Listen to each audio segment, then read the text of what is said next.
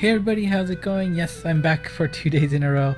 It's a miracle. As you can see here, we have a Final Fantasy collab coming to Monster Strike.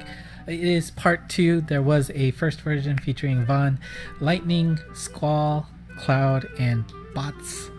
But now we get a new set of characters joining in. We've got Yuna and Titus, the Noctis from Final Fantasy 15, Cecil, Tina, and Zidane.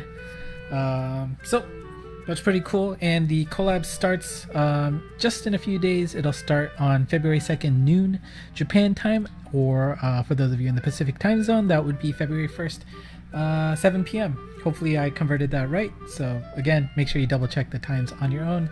Don't trust me, just in case.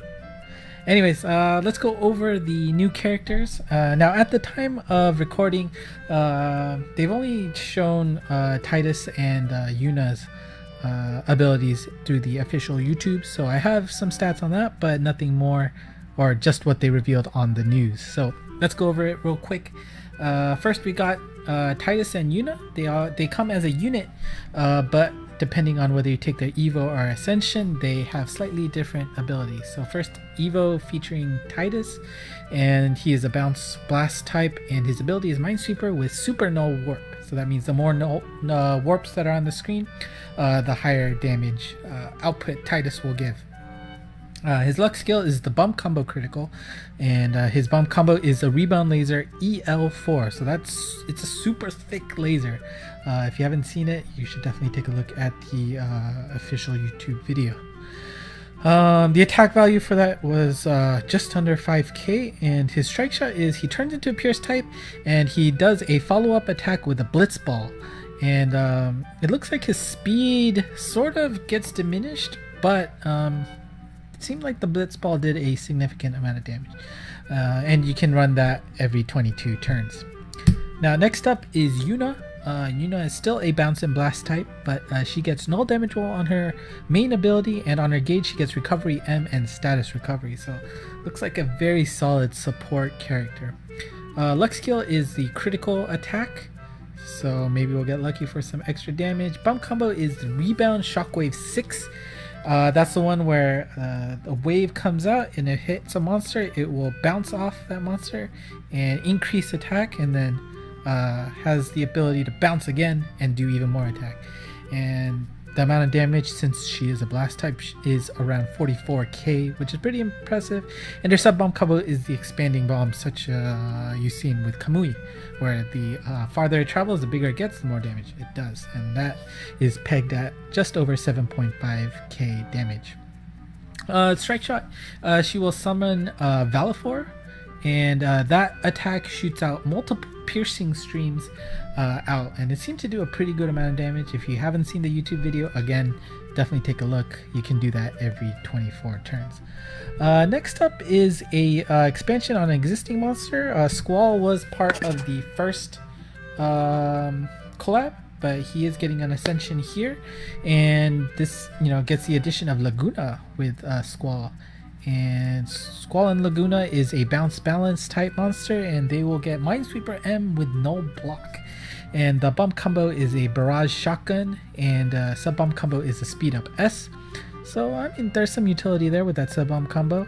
And strike shot is turns into a Pierce type, and then Laguna, I think, follows up, or maybe, if I remember right from the news, it was kind of like Jekyll and Hyde, where she would move around. I'm not sure. Again, I haven't seen the video quite yet from the official Monster Strike video or YouTube channel, so maybe we'll see about that soon. Next up is Cloud. Again, he was part of the first version, now getting a ascension. Cloud is pierced and balanced. The ability is null damage roll, null warp, so that's a pretty decent combo. Bump is the slice and dice destruction, so the slash attack. Some bump combo is the all enemy meteor attack, so kind of like what Nono has. So everybody will get a meteor attack in their face. And the strike shot is attacks the first enemy you hit with the Omni Slash version 5. Again, as you can see from the image, it is the Advent Children version of of Cloud. So again, at the time of recording, I do not know what that looks like, but should be pretty impressive. Hopefully, Cloud deserves that, right? Okay. So let's take a look at Cecil. And Cecil's a new character for this collab, so only an Evo will be available. That I believe his base form is dark, but when you evolve him, he will turn into a light type. And as a light type, he's Pierce balanced, and the ability is Minesweeper with Weak Point Slayer. And since the Weak Point Slayer is on the main, that means his bump combo, the Lock Struction Pierce Wave 6, will do extra damage if he can hit the weak point.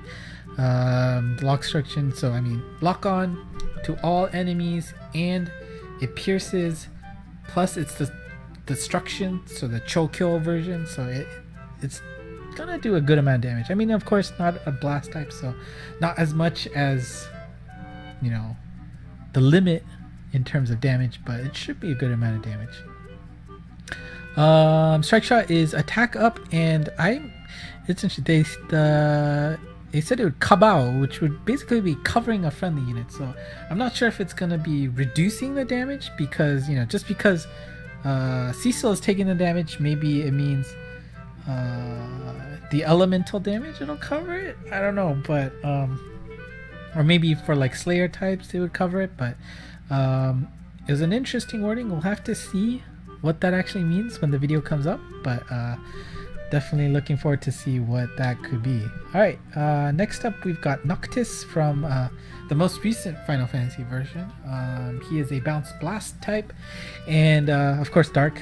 Forgot to write that down in there, but ability is no gravity barrier and no block. So I'm sure with the no block, the block meta we've seen recently, this could come in handy. Bump is lock all enemy shockwave 3, so 3 pulses out to all enemies. And Strike Shot is every time you bounce off of an enemy, he will attack with the Phantom Sword.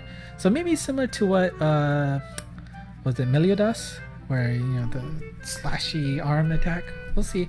Again, no further information aside from what we saw from the Monster Strike news. Alright, so that is the characters so far. So let's take a look at what's coming up. So there are multiple events that will be available through the quest. So we see the first 5 there. Those are the new ones. And the next set of 5 featuring Gilgamesh, Sid, Gabla, Artemisia, and Sephiroth. They were part of the first collab. They will all come back. So if you haven't done them before, there's a lot to do in not so much time. So hopefully you don't get too burned out by all of the quests. Of course, if you've already done the first set, maybe it won't be too bad. But as you can see on the bottom left, we are going to be collecting Sapo Tenda, the Kakutars again. Now this is distinct from the first Sabo Tenda that came out in the first collab. You cannot mix and match, but basically what you want to do with the Sapo Tendas here is you're going to collect them to trade in for the Warriors of Light on the right, and you can do that with a 3-to-1 trading system. So for every 3 Sapo Tendas you get, you will get 1 Warriors of Light. And on top of that, you will get 3 Warriors of Light for free just for logging in on days 2 through 4 of the collab. And you will get 28 Sapo Tendas, 7 each for 4 days from day 4 through 7, if I remember right. So that's 28 free Sapo Tendas and 3 Warriors of Light. And you can get them through all of these quests. The Sapo Tendas from any of these quests. They will invade sort of like the turtles, and just make sure you kill them before they run away. Alright, last but not least, they do have one of these Evo unlock quests, and these are the various forms of the Warriors of Light. So by evolving them, you will get the 6-star version on top, and then by completing missions, you will unlock the 2 other forms. So you will be able to unlock Furion on the bottom left by clearing any extreme. Actually, I believe the collab number 2 extremes with an S rank. And you do that, you will unlock one evolution, and then the Onion Knight on the bottom right you will unlock if you clear all collab number 2 events. And once you unlock those, you can switch them off freely, just like what was it? Was it Hendrickson? I hope I remembered that right. But yeah, freely change them as you wish without any items, so that is pretty cool. So yeah, that is quickly in detail what the Final Fantasy collab has to offer. I am actually going to forego going the Legends Hatcher to, you know, give my shot at the Final Fantasy collab. So unfortunately, I'm at 65 orbs as of this moment, so I'm not sure whether or not I'll be able to get any good hits out of it. Maybe if I clear all of the events, that'll be enough to get another second chance, but we'll have to see. It would be really nice to get one of these collab monsters. But alright, that is it for today. Thank you for watching, and let me know if you have any questions. I am more than happy to answer them for you. So one more time, thanks for watching, and until next time, bye bye.